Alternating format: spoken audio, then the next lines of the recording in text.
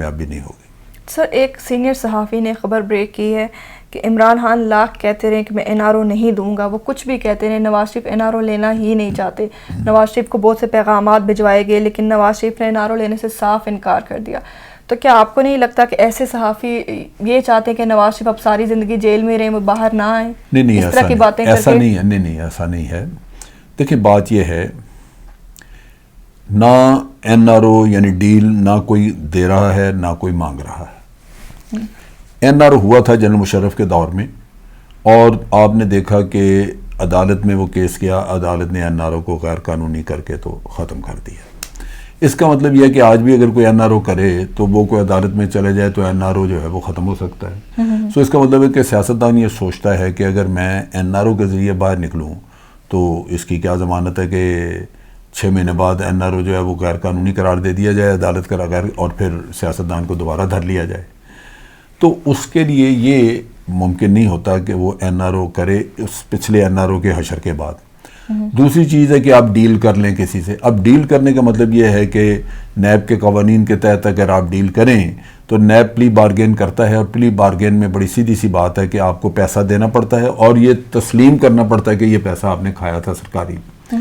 اس کا مطلب یہ ہے کہ اگر نواز شریف صاحب یہ ڈیل کریں یا کوئی بھی کرے تو ایک طرف تو جو اس نے کمایا تھا مس اپروپریشن یا کرپشن کے ذریعے پہلے تو وہ واپس کرے، اس کے بعد اس کا کیریئر بھی، سیاسی کیریئر بھی ختم ہو گیا، کیونکہ وہ دنیا کے سامنے یہ تسلیم کرے گا کہ اس نے واقعی پیسہ چوری کیا تھا.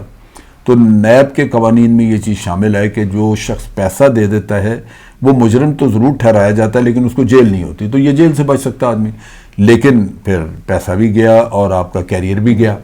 تو اس لحاظ سے سیاستدان اس چیز کو ترجیح نہیں دیتا. سیاستدان ترجیح دیتا ہے اس چیز کو کہ وہ چھوٹے عدالت کے ذریعے، اور وہ یہ کہے باہر نکل کے کہ دیکھیں مجھے اتنے سال انہوں نے قید رکھا، عدالت میں مقدمہ چلا، ثبوت تھا کوئی نہیں، میں بے گناہ تھا، بالآخر عدالت نے مجھے چھوڑ دیا. سو اب وہ سیاسی کیریئر بھی اپنا جاری رکھتا ہے، مال جو اس کی جیب میں ہے جو اس نے حرام کمایا وہ بھی اس کے پاس ہے، اور لوگوں کی نظروں میں وہ مظلوم ہے کہ اس کو 4 سال جیل میں رکھا. زرداری صاحب روز کہتے ہیں کہ جی مجھے 11 سال جیل میں رکھا تو کیا ہوا. حقیقت یہ ہے کہ زرداری صاحب نے تمام وہ مقدمہ جو کنٹیکنا کا مقدمہ تھا جو سوئٹزرلینڈ میں چل رہا تھا، اس کا سارا اصلی ریکارڈ چوری کروایا، وہاں پہ امبیسڈر کو بھیجا جو چور تھا واجد شمس الحسن. وہ لگائے اسی لیے تھا، ورنہ اس کا کیا کریڈینشلز ہیں، کس قابل ہے وہ آدمی، ایک کرپٹ آدمی. وہ اس نے جا کے تو سوئٹزرلینڈ سے کاغذات چوری کیے وہ سارے جو کہ کیس سے متعلقہ تھے، اور ثبوت غائب ہو گئے. اب نیب کو جب یہ کیس یہاں پاکستان میں چلا اور نیب نے یہاں پیش کیا تو اصل کاغذ تو چوری ہو چکے ہوئے تھے، لہٰذا نیب نے ان کی اصل کاغذوں کی فوٹو کاپیاں لگائیں. پہلی فوٹو کاپی ایک ریفرنس گیا، عدالت نے کہا جی یہ فوٹو کاپی ہمیں قبول نہیں، کیس ختم. وہ جج بھی اپنی مرضی کا اسی طرح ارشد ملک ٹائپ کو لگایا ہوگا جو پیسے کھا کے.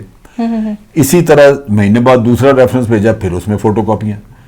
اور فوٹو کاپیوں کی بنیاد پہ 2 کیس ان کے ختم ہو گئے، زرداری صاحب بری، اور جو $60 کروڑ ادھر پڑا ہوا تھا وہاں پہ سوئٹزرلینڈ کے بینکوں میں وہ کھا گئے، وہ لے گئے سب کی نظروں کے سامنے.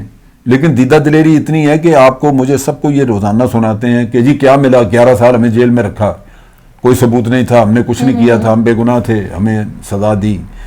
آج بھی یہی کہہ رہے ہیں. اصل قصہ یہ ہے کہ چوری کا مال اتنا زیادہ ہے ان لوگوں کے پاس کہ اس میں سے بڑا تھوڑا پیسہ یہ لگا کے تو پورا سسٹم خریدتے ہیں. نیچے جہاں انکوائری ہو رہی ہے وہاں انکوائری والوں کو خریدا، پھر نیب کا ریفرنس جن لوگوں نے بنانا ہے پھر ان کو خریدا، ریفرنس کمزور بنا. پھر جہاں وکالت ہوگی، کیس عدالت میں چلے گا تو نیب کا وکیل خرید لو، یا کوئی بھی وکیل اس کو پیسے، وہ پراپر پروسیکیوشن ہی نہیں کرتا. پروسیکیوشن جو انتہائی کمزور ہوتی ہے. نتیجہ یہ کہ عدالت بھی پیسے کھا لے گی اور الٹیمیٹلی بندہ چھوٹ جائے گا. وہ اپنے پیسے کا کو 100واں حصہ دے کے باقی 99 حصے اپنی جیب میں رکھ کے تو غائب ہو گیا. تو یہ وہ کھیل ہے جو وہ کر رہے ہیں. وہ پرانا زمانہ تھا، یہ جو دنیا بلکتی رہتی ہے نا کہ جی اب ڈیل ہو جائے گا اور ڈھیل ہو جائے گا، یہ پرانی باتیں یہ نہیں ہوتی. اب عدالتوں کے ذریعے آپ پورا نظام نیچے سے خریدنا شروع کرتے ہیں اور پیسے دے دے کے, اور یہی کام ہوا اس میں جو آپ نے جج ارشد ملک کا قصہ دیکھا, اس میں یہی ہوا. تو یہ چیز ہے. اچھا سر, یہ چیز دیکھنے میں آئی ہے کہ اگر پیپلز پارٹی کا کوئی گرفتار ہوتا ہے تو نون لیگ بولنے لگ جاتی ہے, نون لیگ کا کوئی گرفتار ہوتا ہے تو پیپلز پارٹی بولنے لگ جاتی ہے. یہ ایک دوسرے کو یقین دہانیاں کرا رہے ہیں کہ ہم تمہارے حق میں اٹھیں گے. تو کیا آپ سمجھتے ہیں کہ ان کی یہ یقین دہانیاں جو ہے اپنی بقا کے لیے, یا یہ لانگ ٹرم میں ایک دوسرے کے ساتھ چل سکتے ہیں؟ نہیں, لانگ ٹرم میں تو یہی چل سکتے ہیں کہ مکمکا کا ارینجمنٹ اپنے ساتھ رکھیں کہ بھئی ہم کھائیں پئیں گے تو آپ نہیں بولیں گے, آپ کھائیں پئیں تو ہم نہیں بولیں گے. ہوا کیا ہے, سب سے بڑا جو ان دونوں پارٹیوں کو دھچکا لگا ہے, جو صدمہ ہے, جس کی وجہ سے یہ تباہ حال ہیں, جس کی وجہ سے ان کی آپ کہہ لیجئے کہ ٹانگیں کانپ رہی ہیں, وہ ہوا یہ ہے کہ یہ ہمیشہ سے ان کو یہ یقین تھا کہ پاکستان میں ہم صرف دو ہی پارٹیاں, دو خاندان ہیں, بھٹو کا خاندان اور شریف کا خاندان, یہ حکومت کرتے رہیں گے, بالکل باریاں لے لیں. آج شریف خاندان بیٹھ گیا, پھر وہ ہٹے تو زرداری خاندان آ گیا, وہ نہیں ہے تو پھر واپس شریف خاندان. یہ تھا جو لوٹ مار کا بڑا خالص قسم کا پروگرام تھا اور مکمکا میں چل رہا تھا. آپ مطمئن تھے کہ جناب مجھے اگر میں ہٹ بھی جاؤں تو زرداری آ جائے گا, نعرے ضرور لگائے گا کہ کھا گیا یہ وہ, لیکن کرے گا کچھ نہیں, میرا مجھے پکڑے گا تو نہیں, پکڑے گا نہیں. اسی طرح زرداری کو پورا اطمینان تھا کہ یہ بے شک کہتے رہیں کہ جناب ہم سڑکوں پہ گھسیٹیں گے اور پیٹ پھاڑ کے پیسے نکال لیں گے, یہ کہانیاں ہیں, نکالے گا کوئی نہیں پیسے, نہ مجھ پہ مقدمہ ہوگا. سو مائی سو کہ ایان علی والا کیس تو اتنا صاف اور سادہ تھا, لیکن جناب نون لیگ کی حکومت تھی, انہوں نے 8 مہینے چالان نہیں اس کا پیش ہونے دیا. یہ اتنے اندر سے ظالم اور ملے ہوئے لوگ تھے. ان کو سب سے بڑا صدمہ یہ ہوا کہ یہ تیسرا بندہ کہاں سے نکل آیا. اصل جو قصہ ہوا ہے وہ پی ٹی آئی جب آ گئی سامنے, تو سب سے بڑا دکھ جس کی وجہ سے یہ پریشان اور بھاگے پھر رہے ہیں اور اس صدمے سے باہر نہیں آ رہے, وہ یہ ہے کہ باریاں تو ہماری لگی ہوئی تھی, یہ ہو گیا, یہ تیسرا شخص کہاں سے نکل آیا, تیسری پارٹی کہاں سے آ گئی. تو اس وجہ سے باقی سارا جو آپ رونا دھونا مصیبت دیکھ رہے ہیں وہ اس دکھ کی وجہ سے ہے کہ ان کا جو سلسلہ لگا ہوا تھا وہ ٹوٹا ہے. اگر یہ ہوتا کہ نواز شریف صاحب کی حکومت ختم ہو رہی تھی, وہ ہوتی تو اس کے بعد زرداری صاحب آ جاتے, تو اتنا قرام نہیں ہونا تھا. زبانی تھوڑے بہت نعرے بارے ٹھیک, لیکن انہوں نے مل کے, آپ نے دیکھا جب عمران خان نے دھرنا دیا تھا باہر اور قادری نے دھرنا دیا تھا, تو کس طرح یہ سارے اکٹھے ہو گئے تھے, ہوئے کہ نہیں. حالانکہ اگر دیکھا جائے تو دونوں بالکل الگ پارٹیاں ہیں, لیکن جناب وہ تیسری پارٹی کا تیسرا خطرہ دیکھ کے یہ سارے اکٹھے ہو گئے. اب اس کا الزام لگایا جاتا ہے کہ جناب یہ اسٹیبلشمنٹ نے ان کو لا کے بٹھایا. او بھائی میرے خدا کے بندے, عمران خان 1.5-2 سال کہتا رہا کہ یہ 4 سیٹیں کھولو, ان کے الیکشن کے رزلٹ کھولو, چیک کرو. کیوں نہیں آپ لوگوں نے کھول دیے؟ پھر وہ دھرنے والے چلے لاہور سے, تو شہباز شریف چیف منسٹر تھا, کیوں نہیں اس نے روکا ان کو, نہیں روکا. پھر آپ دیکھیں کہ قادری کا دھرنا, بھئی آپ نے 14-15 بندے مار دیے ماڈل ٹاؤن میں, ایف آئی آر تک اس کی درج نہیں ہونے دے رہے آپ. تو ان چیزوں کی وجہ سے لازمی بات ہے کہ دھرنا اپنے ان کی غلطیوں کی وجہ سے تھا, ورنہ وہ ہوتا نا, اگر یہ ایف آئی آر پہلے درج کرا دیتے تو معاملہ وہیں ختم ہو جاتا. قادری کو کوئی حق نہیں پہنچتا تھا کہ وہ آ کے تو وہاں دھرنا دیتا اگر اس کی ایف آئی آر اور مقدمہ چل رہا ہوتا, لیکن یہ ان کا اپنا قصور تھا, انہوں نے یہ سارا کچھ کیا. سر ایک آخری سوال میں آپ سے پوچھنا چاہوں گی. ابھی جیو نیوز لاہور کے مطابق یہ خبر سامنے آئی ہے ابھی کچھ ہی ٹائم پہلے کہ شہباز شریف اور نواز شریف کی ملاقات ہوئی ہے, جس میں نواز شریف نے شہباز شریف کو کہا ہے کہ وہ آزادی مارچ کی قیادت کریں, لیکن شہباز شریف نے یہ کہہ کے معذرت کر لیا کہ میری صحت ٹھیک نہیں ہے اور مجھے ڈاکٹرز نے آرام کرنے کا مشورہ دیا, اور وہ اس قیادت جو آزادی مارچ کی قیادت نہیں کر سکیں گے. تو اس پہ آپ کیا کہیں گے؟ دیکھیں بات یہ ہے, نواز شریف صاحب کے جو خیالات ہیں وہ مختلف ہیں.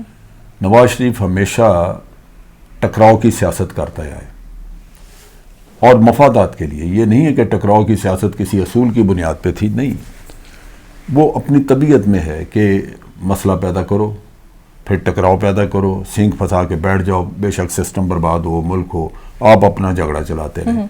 تو وہ تو ہمیشہ سے یہی سیاست کر رہا, اور اس کی بیٹی بھی یہی کر رہی تھی.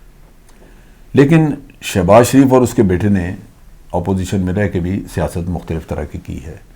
وہ موسٹ پرابلی ایک سمجھوتے کے تحت چلنا چاہتا ہے یا وہ بہت زیادہ کنفرنٹیشن اور ٹکراؤ کی سیاست نہیں چاہتا، یہ فرق ہے. لہٰذا اب آپ نے دیکھا کہ ابھی مطالبہ کر رہے ہیں یہ مولانا کے بندے کہ جناب ہم نواز شریف صاحب کو جیل میں ملنا چاہتے ہیں. کیوں ملنا چاہتے ہیں؟ اسی وجہ سے کہ اس سے کہلوانا چاہتے ہیں کہ تم اپنی پارٹی کو پیغام دو کہ مولانا کے ساتھ شامل ہو دھرنے میں، ورنہ مسلم لیگ اس کام کے لیے شامل نہیں ہے. مسلم لیگیوں نے کبھی بھی بہت بڑی ایجیٹیشن کی سیاست کی نہیں، ان کے مزاج میں نہیں ہے یہ. اور جو شہباز شریف ہیں، میں سمجھتا ہوں وہ ایک سمجھدار آدمی ہے، وہ اپنی عقل سے چلتا ہے. میاں صاحب اتنے دور اندیش مندہ نہیں ہے میاں نواز شریف، لہذا وہ ٹکراؤ کی سیاست کی طرف جائے گا. تو یہ ٹھیک ہے کہ اس نے ہو سکتا ہے صحت کا بہانہ کر کے اس نے شہباز شریف نے جان چھڑا لی ہو. صحت کا بھی وہ کہتا رہتا ہے کہ مسئلہ ہے میری کمر میں تکلیف، لیکن اس کے علاوہ بھی، صحت کے علاوہ بھی، اس شخص کا مزاج نہیں ہے اس طرح کی سیاست کا جو نواز شریف کرنا چاہتا ہے. تو میرا خیال ہے کہ وہ دھرنے اور یہ قصے ہو نہیں سکیں گے، کیونکہ یہ چیزیں جو ہیں، یہ میاں صاحب خود جیل سے باہر ہوتے تو شاید یہ کچھ کر لیتے، نہ ان کی بیٹی باہر ہے نہ وہ. تو اس وجہ سے شہباز شریف وغیرہ میرا نہیں خیال کہ یہ کوئی اس طرح کا کام کریں گے. جی ناظرین، آپ نے دیکھا جنرل امجد شعیب صاحب ہمارے ساتھ موجود تھے، جنہوں نے کشمیر ایشو کے ساتھ ساتھ کرنٹ جو پولیٹیکل سچویشن ہے اس پہ جو ہے نا اپنے تجربے کی روشنی میں آگاہ کیا. سر بہت شکریہ آپ کے ٹائم کا. اس کے ساتھ مجھے دیجیے اجازت. اللہ حافظ. ہیلو، جی ہاں، بات خیریت ہے جی. What's app